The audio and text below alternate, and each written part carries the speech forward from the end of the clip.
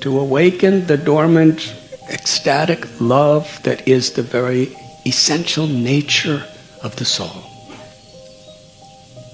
Nitya Siddha Krishna Prema Satya Kapunoy Sravanadi Sutichiti Kodiyayutoi. This love is within the heart of every living being, but it is forgotten. For such a long time, people hardly have a clue that it's even there. Daivi Yeshu Gunamayi Mama Maya Duratyaya Mami Vamye Prapadyante Maya Meta Tarantite. It's so covered that it's practically impossible to excavate and find it unless we seek shelter.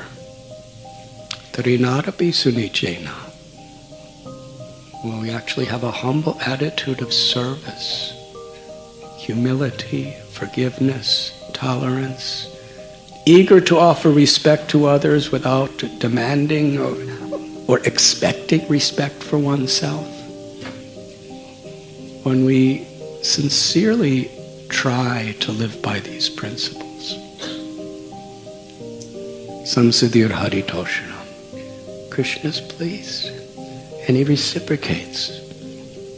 And gradually, by the Lord's mercy, this love can be awakened.